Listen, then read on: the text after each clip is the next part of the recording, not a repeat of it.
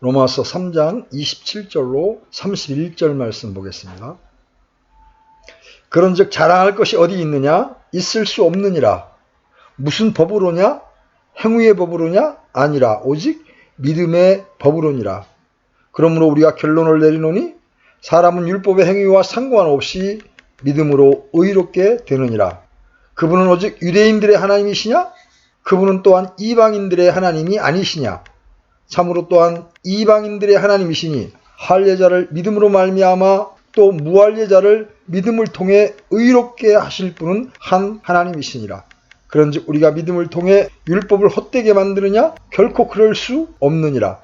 참으로 우리가 율법을 굳게 세우느니라. 아멘. 이 본문 말씀에서 우리는 바울이 이 부분에서 말하고 있는 위대한 구원의 특성 내지 일련의 확정된 결론을 대하게 됩니다. 바울은 앞에서 하나님께서 새로운 어떤 일을 이루셨다고 말하는데 그것은 한 구원의 길, 즉 예수 그리스도 안에 있는 믿음으로 말미암는 하나님의 의입니다. 바울은 어떻게 그것이 우리에게 미치는지를 설명해 주었습니다. 그리스도 예수님 안에 있는 구속을 통해 하나님의 은혜로 값없이 의롭게 되었느니라. 이 구속과 대속은 하나님께서 예수님을 그분의 피를 믿는 믿음을 통한 화해 헌물로 제시하실 그때에 이루어진 것입니다. 또한 저 위대한 행동의 더 원대한 목적은 하나님께서 길이 참으심으로 전에 지은 죄를 묻고 하신 것에 대한 자기의 의로우심을 나타내기 위한 것이었습니다. 이때 자신의 의를 밝히 드러내사 자신이 의롭게 되며 또 예수님을 믿는 자를 의롭게 만드는 이가 되려 하심이었던 것이죠. 이 위대한 구원의 방법은 우리의 입장뿐만 아니라 하나님 자신의 입장에서 더욱더 많이 고려되어야 합니다. 즉, 그 구원의 방법은 하나님이 의로우시며 예수님을 믿는 자를 의롭다 하시는 분임을 나타내는 것이어야 합니다. 여기서 우리는 이 위대한 구원의 더욱더 큰 특징들을 계속 살펴보아야겠습니다. 첫째로 우리는 이 구원을 어느 식으로든지 하나님의 의와 공의의 문제를 야기시키도록 묘사해서는 안 된다는 것입니다. 그 점을 궁극적으로 말씀드린다면 구원의 방법에 대한 우리의 강해가 언제나 하나님의 공의와 사랑을 함께 주장하는 것이어야 한다는 말입니다. 그것이 첫 번째 특징입니다. 그러나 이제 바울은 더 많은 특징들을 계속해서 숙고해 나갑니다. 여러분이 주목하다시피 이 구원의 길은 모든 자랑을 배제시킨다는 점입니다. 여기서 우리는 이런 질문을 던질 수 있습니다. 왜 사도는 25절로 26절의 말씀으로 속죄 교리의 장엄한 진술로 끝맺지 않고 그것으로 만족하지 않는 것입니까? 다시 한번 25절로 26절의 말씀을 살펴봅시다. 그리스도 예수님 안에 있는 구속을 통해 하나님의 은혜로 값없이 의롭게 되었느니라. 그분을 하나님께서 그분의 피를 믿는 믿음을 통한 화해 헌물로 제시하셨으니 이것은 하나님께서 참으심을 통해 과거의 죄들을 사면하심으로써 자신의 의를 밝히 드러내려 하심이요. 이 얼마나 웅대한 진술이며 얼마나 영광스러운 절정입니까? 그럼에도 왜 바울은 25절로 26절에서 볼 수 있는 속죄 교리에 대한 긍정적인 진술로서 끝맺지 않았습니까? 여러분은 왜 바울이 그렇게 한다고 생각하십니까? 이 위대한 바울 사도는 분명히 타당한 이유가 있어서 반복해서 말했던 겁니다. 그는 이미 2장 17절에서 유대인들의 자랑하려는 경향을 언급했습니다. 보라, 내가 유대인이라 불리며 율법 안에 안주하고 하나님을 자랑하며 율법에서 가르침을 받아 그분의 뜻을 알고 훨씬 더 뛰어난 것들을 입증하며, 그런데 여전히 그는 다시 그 문제로 돌아오고 있습니다. 저는 그 질문에 대한 모험적인 대답이 있다고 생각합니다. 첫째로 바울은 주제의 위대성 때문에 그렇게 하는 겁니다. 이 주제는 너무나 크고 중요하고 치명적이라서 그것에 대해 조금이라도 오해가 있어서는 안 됩니다. 바울은 단순한 문장 형식이나 문체보다 그 점에 더 큰 관심이 있었습니다. 문학적인 입장에서는 클라이맥스에 도달한 이후에 더 부연해 나가는 것은 좋지 않습니다. 바울은 문학적인 사람이 아니라 복음 전도자요, 설교자요, 교사요, 그리고 그리스도의 사신이었습니다. 그는 자기 서신의 문학적 형식에는 관심이 없었습니다. 그가 알고자 갈망하는 것은 서신을 받는 사람들이 이 진리를 참말로 알았는지, 그리고 그것을 파악했는지, 그들은 그것에 대해 아주 명백한가 하는 점이었습니다. 그는 그 일을 여러 번 언급하여 일종의 클라이맥스를 손상시키는 것을 무릅쓰고서라도 그것을 아주 확실하게 하기 위해 다시 되돌아온 것입니다. 그것은 너무나 중대하고 사활을 좌우하는 것이기 때문에 그것에 관한 어떠한 오해도 있어서는 안 됩니다. 그것이 첫째 이유입니다. 두 번째 이유는 이렇습니다. 우리의 제약된 상태 때문에 진리가 긍정적으로뿐 아니라 부정적으로도 진술되어야 한다는 것입니다. 만일 사람이 죄를 짓지 않았다면 진리를 긍정으로 말해도 좋습니다. 그러나 사람이 죄인이기 때문에 그것으로 결코 충분하지 못합니다. 그러므로 여러분은 성경의 모든 곳에서 특히 교리적인 부분에서 긍정적일 뿐만 아니라 부정적으로 되어 있는 것을 발견할 것입니다. 진리의 긍정적인 면만을 말하는 것 가지고는 충분치 못합니다. 역시 그것은 무엇이 아니라는 부정적인 것을 지적해야 합니다. 부정적인 것은 그 가르침의 주의를 집중시키는데도, 또한 가르침을 부각시키는데도, 그리고 그것을 정의하는데도 도움이 됩니다. 그러나 오늘날 우리가 현대 기독교인들이 부정적인 것을 좋아하지 않는다는 인상을 받았기 때문에 그것을 강조하고 있는 겁니다. 현대 기독교인들은 우리들이 원하는 것은 긍정적인 진리 그것뿐이다. 당신은 그러한 부정적인 것에 과다한 노력을 기울일 필요가 없다고 말합니다. 그러나 그들이 그렇게 말한다는 바로 그 사실이 그들이 얼마나 극심하게 부정적인 것을 필요로 하는가를 보여주는 겁니다. 그들은 자기들의 무지를 드러내고 있는 것이죠. 그들은 바울 사도가 에베소에서 묘사했던 상태에 있는 것입니다. 그들은 어린아이같이 모든 교리의 풍조에 밀려 요동합니다. 성경적인 적극적인 면뿐 아니고 그 부정적인 면을 강조함으로써 우리의 입장을 확고히 해야 합니다. 바울이 그렇게 한 더 큰 이유는 그때 당시에 많은 사람들의 마음 가운데 있는 실제적인 난제를 다루고 있었기 때문입니다. 예를 들어 유대인들은 복음에 대해 실제적인 곤란에 처해 있었습니다. 복음은 그들에게는 겉으로 보기에 구약 전체를 벗어나고 있는 것처럼 느껴졌습니다. 바울은 벌써 3장 초두에서 그 문제를 언급했었습니다. 그러나 다시 그 문제로 돌아오죠. 바울은 유대인들이 그러한 것들을 집요하게 붙들고 있다는 것을 알았습니다. 우리 인간은 얼마나 편견이 많은 존재들입니까? 우리는 우리의 편견을 붙잡고 있습니다. 아니 어쩌면 편견이 우리를 붙잡고 있는 것일지도 모릅니다. 이제 사도 바울은 이 점을 유대인들에게 설명하기를 원했습니다. 복음 밖에 있는 유대인들에게도 역시 마찬가지입니다. 사도 베드로의 경우가 이 문제에 대한 모범적인 예증이 될 것입니다. 바울이 갈라디아서 2장에서 베드로에 대해 언급했다는 것을 아실 겁니다. 베드로는 복음이 이방인들에게 허락되었다는 사실을 알기 위해 갔습니다. 하나님께서는 그에게 환상을 보여줄 때 고넬료를 통해 이 진리를 가르쳤습니다. 그래서 베드로는 이방인들에게 복음을 가르쳤으며 자기가 그렇게 하는 데 대해 변명까지 했던 겁니다. 그러나 그 후에 베드로는 갑자기 진리로부터 벗어나기 시작했습니다. 안티옥에서 내려온 어떤 애식자와 유대주의자가 워낙 그럴듯하게 하는 바람에 베드로는 유혹되기까지 했던 겁니다.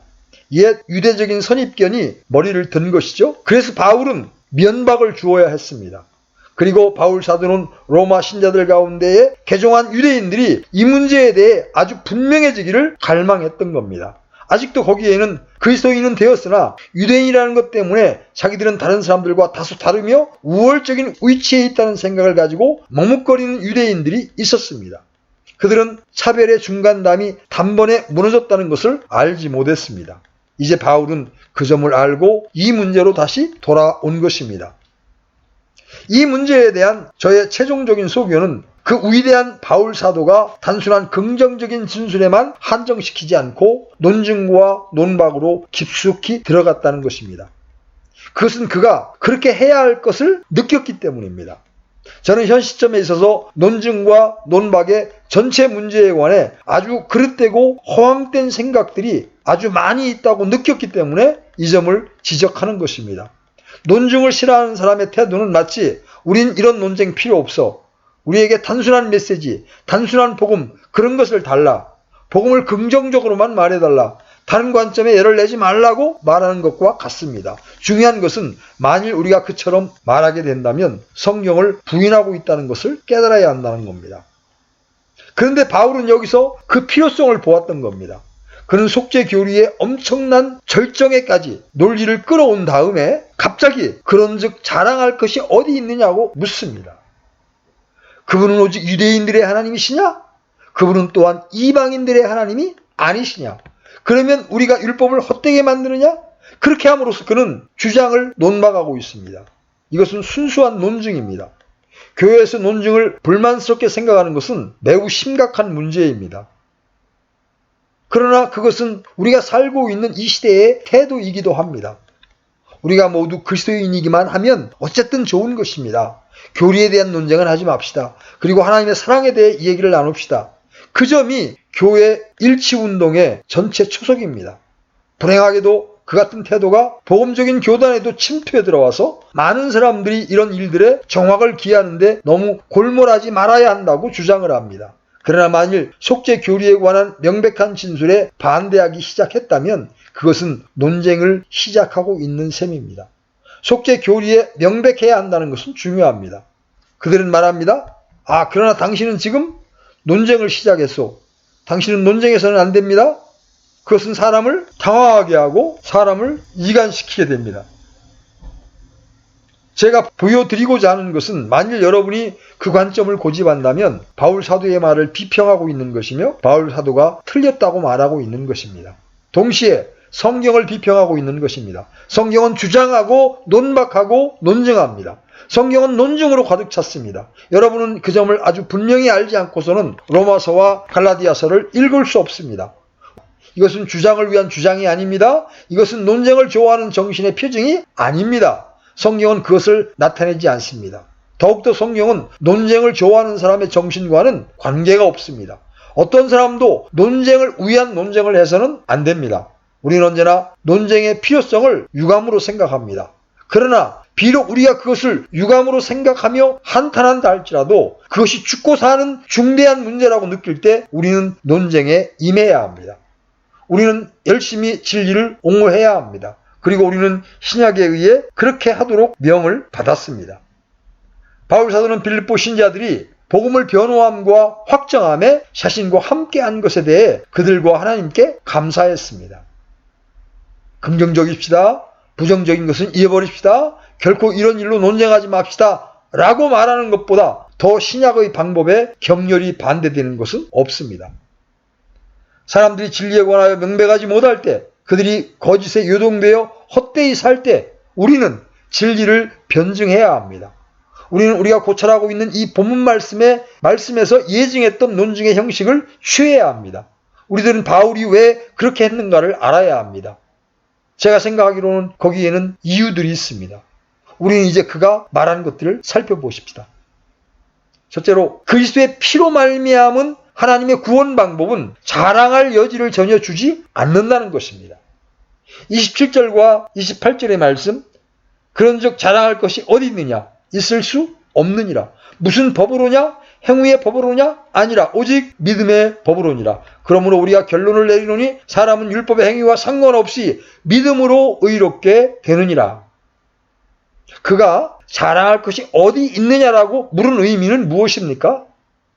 이 자랑함으로 번역된 말은 바울의 애호하는 말 중에 하나입니다. 그의 모든 서신에서 줄곧 그 말을 발견하게 됩니다. 그것은 위대한 말 중에 하나입니다. 물론 자랑함이 그가 개종하기 전에 그의 가장 큰 아픔 중 하나였기 때문입니다. 그 이유로 해서 그는 그것을 그렇게 자주 언급했던 것입니다. 왜 하나님께서는 구원의 방법을 이런 특수한 모양으로 설정하셨습니까? 그 점은 바울이 고린도 신자들과 다투고 있는 바였습니다. 이것은 어떤 육체도 자신 앞에서 자랑하지 못하게 하려 하심이라. 바울은 그것이 자신의 문제거리였던 것처럼 유대인들에게도 중요한 고민거리라는 것을 알았기 때문에 이 말을 도입한 겁니다. 그는 2장 17절에서 그것을 언뜻 비치고 있습니다. 내가 유대인이라 불리며 율법 안에 안주하며 하나님을 자랑하며, 유대인은 나는 하나님의 백성 중 하나요, 하나님은 나의 하나님이라고 말했습니다. 그들은 그 점에서 자랑하고 있었습니다. 율법을 자랑하고 자신을 추켜 세우고 이방인을 멸시했습니다. 이방인을 개로 취급했습니다. 그 오만함, 어떤 사람이 그랬냐 하면 다름 아닌 변화되기 전에 다섯 사람 사울이었습니다. 빌립보서 3장을 다시 읽어보십시오. 그러면 그는 8일 만에 할례를 받고 이스라엘 족속이요 히브리인 중에 히브리인이었다는 것을 명백히 알게 될 것입니다. 매 단어마다 거의 그 점이 튀어나옵니다. 그는 그 면에 대해 너무 잘 알았습니다. 그래서 그는 그 점을 그렇게 자주 설파했으며 그렇게 빈번하게 되풀이했던 겁니다. 그는 가멜리엘 문화에서 바리새적인 훈련을 받은 누구보다도 뛰어났고 더 많이 알고 모든 동료들을 능가하는 바리새인이었습니다. 그러기에 그는 오만할 수 있었죠. 그가 속한 민족, 그의 가문, 그의 교육, 그의 지식, 그의 통찰력, 그의 종교심, 그의 도덕성, 언제나 그는 그것을 자랑하고 다른 사람을 멸시하고 있었던 겁니다. 우리 주님은 누가복음 18장에 나오는 성전에 기도하러 온 바리새인과 세리의 이야기 가운데 그것에 대한 완벽한 그림을 그리셨습니다. 바리새인은 그가 할 수 있는 데까지 곧바로 나가서는 오 하나님 감사하나이다. 저는 저 사람들과 같이 아니함을 감사하나이다. 그런 다음에 그는 그의 덕목을 모두 열거합니다. 오만함이죠. 그것이 유대인들에게 핵심적인 문제거리였습니다. 그것은 아직도 중생하지 못한 사람들의 중심적인 문제입니다. 그 점 때문에 바울은 그것을 논고해야 했습니다. 그는 단조로운 진술을 통해서 실제로는 다음과 같이 말합니다. 나는 이제까지 하나님의 구원 방법을 기술해왔다. 십자가와 하나님의 독생자의 죽음에 대해 하나하나 대면시켜가면서 납득시켜왔다. 여러분은 그것을 이해하는가? 아니면 아직도 뽐내고 있는가? 아직도 여러분은 무엇을 붙들고 있는가? 자기 의의 어떤 흔적이라도 남아있는가? 여러분은 아직도 그것을 영광스러운 복음의 메시지의 빛 가운데에서 고집할 수 있습니까? 바울은 이미 율법을 해석함으로써 율법이 우리를 저주하며 자랑할 어떤 가능성도 박탈해버렸다는 것을 아주 명백하게 보여주었던 것입니다. 차별이 없느니라.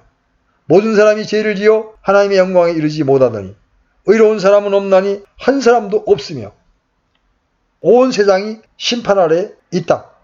그러나 구원의 길에 대한 해석은 더욱 영광스러운 방식으로 자랑을 빼앗아갑니다. 그런즉 자랑할 것이 무엇이냐? 있을 수 없느니라. 그것은 하나님의 법정에서 단번에 쫓겨났습니다. 그것은 결코 다시 나타나서는 안 됩니다. 구원의 길 안에는 그것을 위한 한 치의 땅도 없습니다. 그러나 바울은 거기에서 머무르지 않습니다. 이것이 무슨 법으로냐? 무슨 법으로 자랑할 때가 없게 되었느냐? 무슨 법으로 자랑이 집에서 내버림을 당해 문 밖에 버리웠느냐? 어떻게 그렇게 됐느냐? 그는 자랑할 때가 있을 수 없다고 말하는 것에 만족하지 않았습니다. 그는 그가 대상으로 하는 사람들이 누구라는 것을 알았습니다. 인간은 죄의 본성, 유대적인 선입견, 기독교인의 생활에까지 침투한 이 도덕적이고 종교적인 선입견, 이것들은 기독교인을 다시 원위치로 돌아가게 하려고 무진 애를 쓰고 있습니다. 바울은 그것을 알았습니다. 만일 여러분이 그것을 문 앞에서 내쫓는다면 그것은 문 뒤에서 다시 들어오려고 애를 씁니다. 그것은 언제나 방문 앞에 있습니다. 여러분은 항상 그것을 쓸어내야 합니다. 그래서 바울은 다시 그것을 거론하는 것입니다. 무슨 법으로냐? 그가 여기서 법이라는 말을 사용했다는 사실이 사람들을 혼란케 합니다. 행위의 법으로냐? 아니라 오직 믿음의 법으로니라. 그가 여기서 법이라고 말할 때 그것은 무엇을 의미합니까? 그가 모세의 율법을 뜻하지 않는 것은 확실합니다. 왜냐하면 그런 똑같은 표현을 신앙에도 사용하기 때문입니다. 그가 여기서 말하는 법은 원리, 프린시플입니다. 무슨 원리로 그렇게 되는가? 사람이 행하는 행위의 원리로인가? 아니면 오직 믿음의 원리로인가? 여기서 법은 원리나 체계로 대신할 수 있습니다. 이 서신에서 여러 번 그런 식으로 법이라는 말을 사용하고 있음을 발견할 것입니다. 우리가 여기서 대하고 있는 것은 너희가 무슨 원리로 자랑할 때가 있다고 말하느냐? 사람이 하는 행위의 원리로냐? 믿음의 원리로냐? 이것은 무엇을 의미합니까? 여기서 다시 우리는 이 문제를 거론하며 논증해 나가는 것이 중요하다는 것을 알게 됩니다. 오늘날 어떤 대중적인 종류의 복음 전도자의 가르침은 바울이 여기서 말하는 말은 아주 단순하다고 주장합니다. 그들은 주장하기를 하나님은 무엇보다 먼저 인류에게 행위의 율법을 특별히 유대인들에게 주셨다는 겁니다. 하나님은 그들에게 그 율법을 주시고 말씀하시기를 너희가 그것을 행하면 구원을 얻을 것이라고 했습니다. 그러나 그들은 그것을 행하지 못했고 아무도 그것들을 행할 수 없었습니다. 모든 사람들은 율법을 지키지 못했습니다. 그래서 하나님께서 어찌하셨습니까? 하나님은 새 법을 주셨습니다. 하나님은 사람이 지킬 수 없었던 첫 율법을 한쪽으로 제쳐놓고 이제 하나님은 인류에게 임하사 말씀하십니다. 나의 사랑 안에서 나는 너희에게 좀 더 쉬운 것을 제시하겠노라. 나는 더 이상 내게 모세로 말미암아 준 율법을 지키라고 말하지 않겠노라. 너희는 그것을 지키지 못해서 한 사람도 없었다. 좋아, 이제 너희에게 내 사랑의 위대함을 보여주기 위해 너희 적성에 맞는 무엇을 하라고 요구하겠다. 내가 너희에게 하라고 요구하고 있는 전부는 내 아들을 믿으라는 것이다. 그리고 내가 그렇게 한다면 구원을 받을 것이다. 이것은 상상이 아니라 실제적으로 가르쳐지고 있는 것입니다. 그리스도 안에 있는 구원의 길은 단순히 하나님께서 지금 우리에게 우리가 할 수 있는 무엇을 하라고 하는 것이며 그것이 믿기만 하는 것이고 하나님은 더 이상 우리가 할 수 없는 행위를 요구하지 않는다는 겁니다. 그분은 지금 우리에게 단순히 그분의 아들을 믿으라고만 하신다는 겁니다. 그것을 믿음의 법이라고 부릅니다. 행위의 율법은 더 이상 적용되지 않습니다. 그것은 이제 믿음의 법을 지키는 문제이며 우리가 할 수 있는 것입니다. 그러나 이러한 해석은 위험합니다. 저는 여러분에게 그것이 왜 그러하며 철저하게 잘못되어 있는가에 대한 이유를 보여드리겠습니다. 이 3장의 마지막 절만으로도 충분합니다. 그 구절 자체만으로 그것이 얼마나 무섭게 틀렸는가를 보여주기에 충분합니다. 바울은 질문을 던집니다. 그런즉 우리가 믿음을 통해 율법을 헛되게 만드느냐? 그는 거기서 모세를 통해 준 율법에 대해 말하고 있는 겁니다. 그는 그럴 수 없느니라고 대답합니다. 그런 추측이랑 아예 멀리 쫓아버리라고 합니다. 구원의 길은 율법을 취소하거나 무효로 하는 것과는 달리 율법을 세웁니다. 앞에 언급한 다른 교훈은 구원의 방법은 율법을 세우지 못한다고 말했으며 그것을 멀리 축출하고는 그 자리에 다른 법을 놓았다고 주장합니다. 다른 말로 하면 그 해석은 바울이 여기서 말하고 있는 것과 정반대인 것입니다. 더구나 만일 그렇게 주장하는 것이 바른 것이라면 자랑은 배제되지 않습니다. 만일 여러분이 옛법과 새법의 차이가 전에는 어떤 행위를 하라 하는 것이었고 지금은 다만 믿기만 하라는 것이었다면 또한 만일 내가 믿으면 구원받는다고 하면 믿음을 하나의 행위로 발전시킨 것입니다. 이제는 단순히 믿는 것입니다. 좋습니다. 그러나 그럼으로써 여러분은 믿음과 신앙을 행위로 바꾸고 있으며 그래서 믿기 때문에 어딘가 자랑할 것이 있게 된 것입니다. 나는 믿었고 다른 사람은 믿지 않았다. 내 믿음이 나를 구원했다. 그래서 나의 믿음의 행위가 나를 구원했노라. 이 두 가지 이유로 인하여 믿음의 법이라는 구절에 대한 그 해석이 거짓된 것입니다. 그것은 자랑을 배제시키지 못합니다. 또한 율법을 세우지도 못합니다. 2번 이상의 이 간단한 논법 가운데에서 바울 사도는 그것이 틀렸다고 말하기 위해 자기의 가던 길을 멈춘 것입니다. 아직도 많은 사람들이 그것을 가르치고 있습니다. 그들은 말합니다. 하나님께서 그 수준을 도출해내셨고 이제 우리 적성에 맞는 것을 우리 앞에 놓으셨기 때문에 복음이 불가사의한 것이라고 합니다. 믿음으로 우리는 우리 자신을 구할 수 있다. 그래서 모든 자랑은 물러가고 하나님의 율법이 폐해지도록 옆으로 밀어 제쳐졌다. 그리고 하나님의 율법이 다른 법으로 대치되었다. 이것이 그들의 주장입니다. 여러분은 논쟁의 중요성을 인식합니까? 바울 사도가 26절에서 클라이막스에 도달한 뒤에도 계속하여 이 문제를 다루고 있다는 것이 하나님께 감사한 일입니다.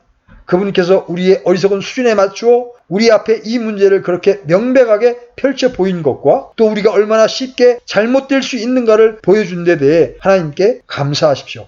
만일 여러분의 생각이 믿음에 대한 자랑을 하게 한다면 그것은 잘못된 것입니다. 자랑은 모습과 형태와 자치도 감추게 되었습니다. 만일 어떤 식으로든지 여러분이 믿는다는 사실을 자랑한다면 여러분도 사도가 탄핵하고 있는 종교적인 범주에 들어있는 것입니다. 자랑할 것이 없느니라. 자, 그런 다음에 바울은 26절에서 다른 식으로 그것을 표현함으로 이 모든 것을 더욱 적극적으로 보강하여 말합니다. 28절에서 그러므로 우리가 결론을 내리노니 사람은 율법의 행위와 상관없이 믿음으로 의롭게 되느니라. 이 말씀은 무엇을 의미합니까? 이 말씀은 교회 역사상 아주 중요한 역할을 한 효력 있는 구절들 중에 하나입니다. 저 위대한 마르틴 루터는 이 부분을 이렇게 번역했습니다. 그러므로 사람이 의롭다함을 받는 것은 율법의 행위와는 별도로 오직 믿음으로만 되는 줄 우리가 결론을 내리노라.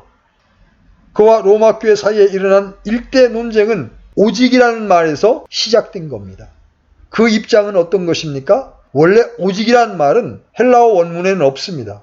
그러면 왜 루터가 오직 믿음으로만 의롭다함을 받는다라고 말했느냐고 여러분은 물으실 겁니다.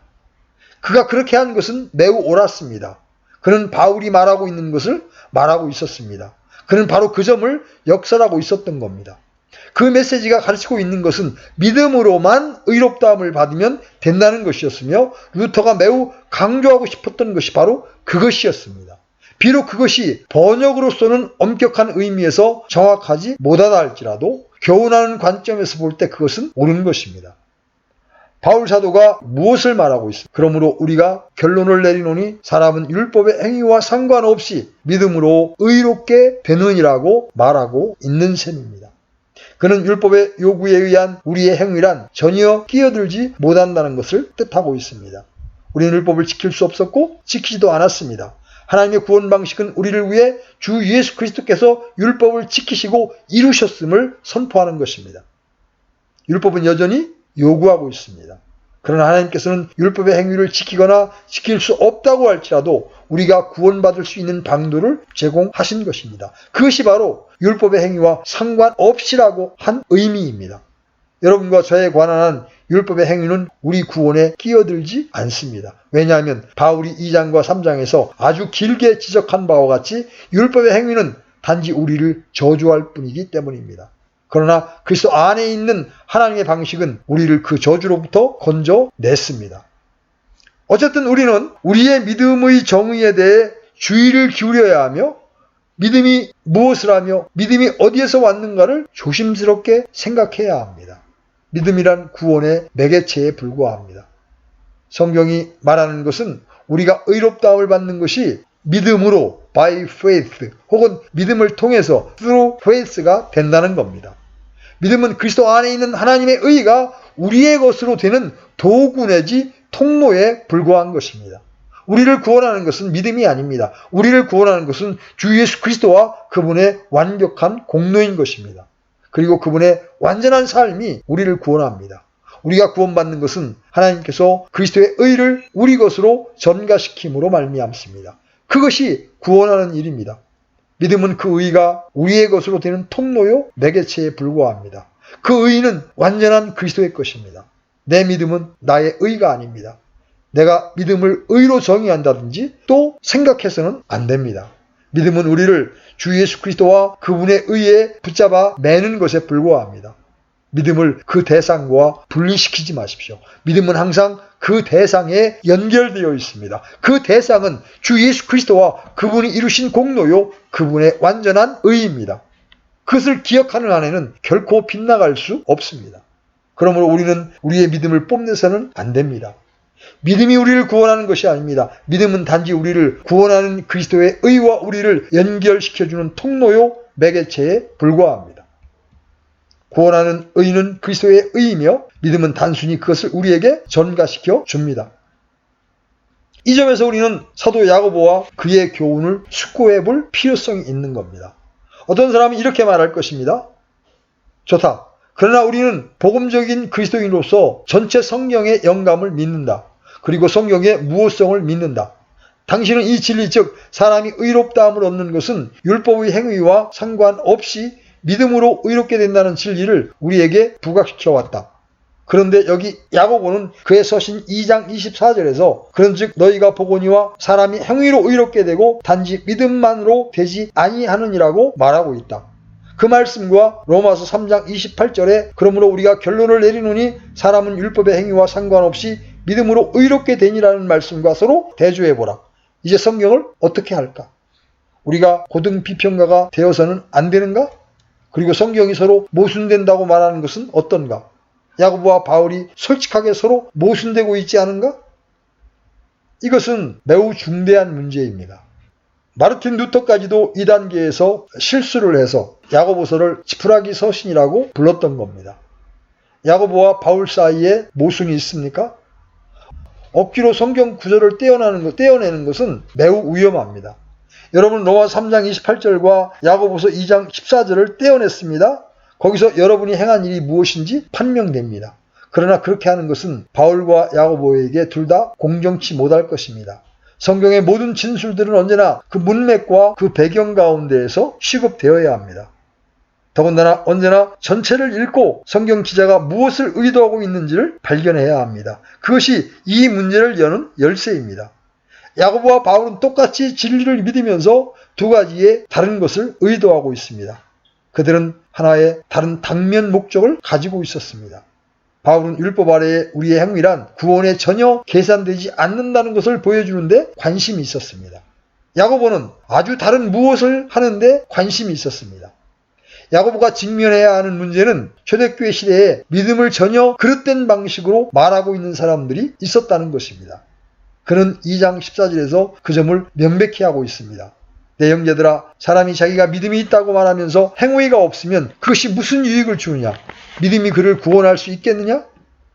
야고보는 나는 믿음을 가지고 있다, 나는 믿는다라고 말하고는 자기들은 믿음을 가졌고 신자이기 때문에 어떻게 행하든 관계없다, 사람을 구원하는 것은 내가 신자라고 말하는 것이라고 주장하는 종류의 사람들을 다루고 있었던 것입니다. 그들은 달리 말하면 초대교회의 신앙 지상주의의 문제를 안고 있었던 겁니다. 야고보는 믿음을 가졌다고 주장하면서도 믿음이란 말을 지적 동의로밖에는 의미하지 않는 것으로 사용했던 사람들만 다루고 있는 것입니다. 야고보가 그 문제를 어떤 식으로 취급하고 있는지 살펴보십시오. 그러면 그가 말하고 있는 것이 무엇인지를 명확하게 아실 것입니다. 그가 들은 2장 15절 16절의 예증을 눈여겨보십시오.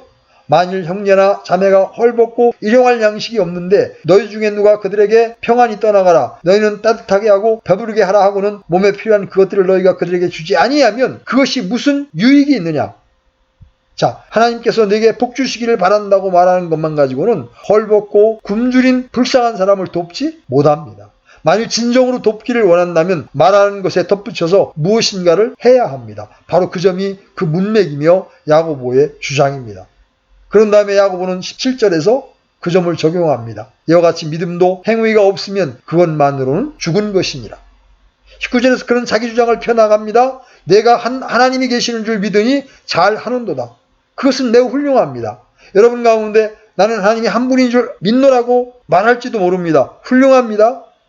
마귀도 믿고 떠느니라. 마귀들도 똑같은 식으로 하나님은 한 분인 것을 믿는다고 말합니다. 그런 거로 그것은 소용없습니다. 하나님이 한 분 계시다고 말하는 것만을 가지고는 소용이 없습니다. 만일 여러분이 그 한 하나님에게 복종하거나 순종하지 않으며 그 한 하나님을 경배하지도 사랑하지도 않는다면 아무런 소용이 없다는 말입니다. 마귀들이 그렇게 믿는다고 말하는 것 자체가 소용이 없다는 것입니다. 야고보가 마음에 두고 있는 사람이 누구인지 2장 20절에서 나타납니다. 그러나 오 허무한 사람아, 행위 없는 믿음이 죽은 것인 줄 내가 알고자 하느냐. 그는 이러한 허무한 사람에 관해 말하고 있습니다. 그런 사람은 나는 믿는다, 그러므로 내가 믿기 때문에 만사 형통이라고 말합니다. 믿기만 하는 것, 그것이 전부다. 그런 사람에게 야고보는 이 허무한 사람아, 내가 말하는 것이 무엇인지 너는 깨닫지 못하고 있다. 그러면서 24절에서 이렇게 말합니다. 그런즉 너희가 보거니와 사람이 행위로 의롭게 되고 단지 믿음으로만 되지 아니하느니라고 말합니다.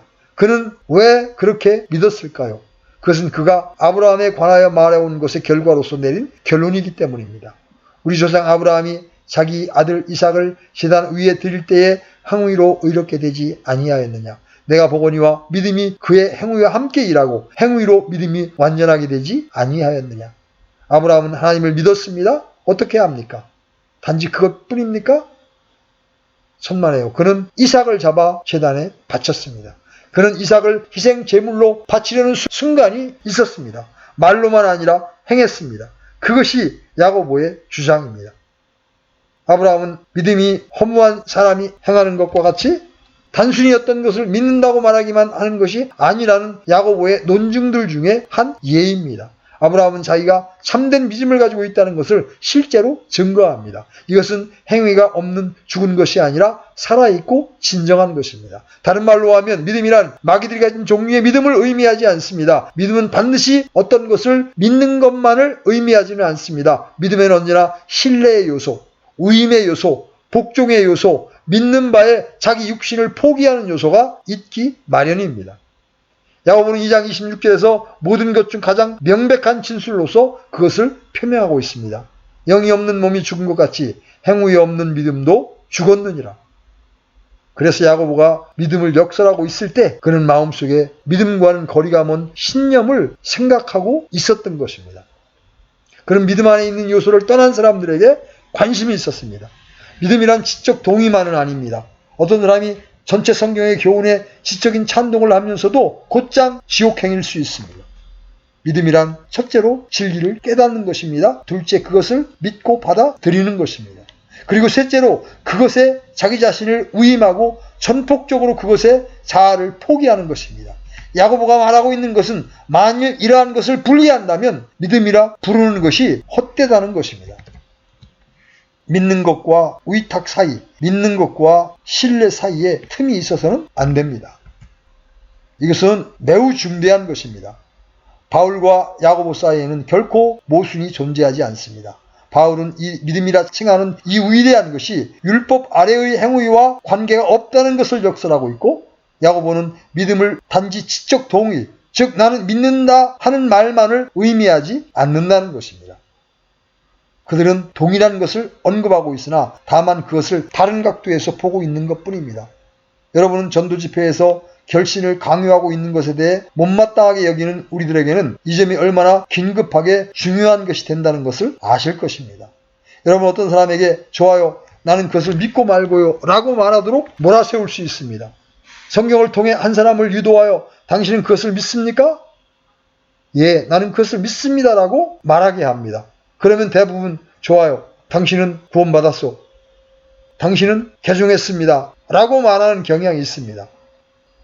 한 사람이 그가 나사렛 예수가 하나님의 아들이라고 말하면서도 여전히 천국 밖에 있을 수 있습니다. 오늘날 세상에는 그리스도인이 아니면서도 예수 그리스도는 하나님의 아들인 것을 믿는다고 말하는 사람들이 많이 있습니다. 그것은 전혀 그들의 생활에 영향을 주지 못합니다. 그들은 그들이 전에 살았던 대로 살아갑니다. 예수 그리스도는 그들의 생명의 주님이 아닙니다.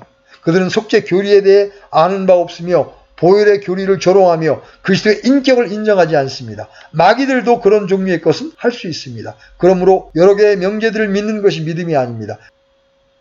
저는 어떤 사람이 성령의 열매에 대한 어떤 표정을 보여주고 그가 살아있는 믿음을 가지고 있고 진정으로 그리스도 안에 있다는 확실한 표를 보이기까지는 그 사람이 하나님의 왕국에 있다고 말하는 모험을 하는 것을 두려워합니다. 제가 말씀드리는 전체 의도는 그가 하늘의 왕국에 속해 있다고 감히 말하지 않을 것이라는 말입니다. 저는 여러 가지의 지적인 명제에 대해 예라고 말한다는 단순한 이유 때문에 나와 또 다른 사람이 그리스도인이라고 말할 수 없습니다. 그것 하나만 가지고는 믿음이 아닙니다. 야고보는 그것을 한 번 더 명백히 합니다. 바울은 자기 자신의 방법으로 같은 일을 역설합니다. 로마서 6장 전체는 바로 그것을 말하기 위해 진정으로 의도된 것입니다. 뒤에 가서 살펴보겠지만 그것이 야고보가 야고보서 2장에서 말하는 것에 대한 바울식의 주장 방법입니다. 그래서 사도 바울의 제일로 위대한 점은 자랑할 수 없느니라는 것을 여러 가지 모습과 형태로 주장한 것입니다. 여러분은 여러분의 믿음마저도 자랑해서는 안 됩니다. 전혀 자랑할 것이 없습니다. 그래서 우리는 바울과 함께 사람이 의롭다함을 얻는 것은 율법의 행위와 상관없이 오직 믿음으로 되는 줄 결론을 내립니다. 그러나 행위 없는 믿음이란 죽은 것이며 그것은 전혀 믿음이 아니라는 야고보의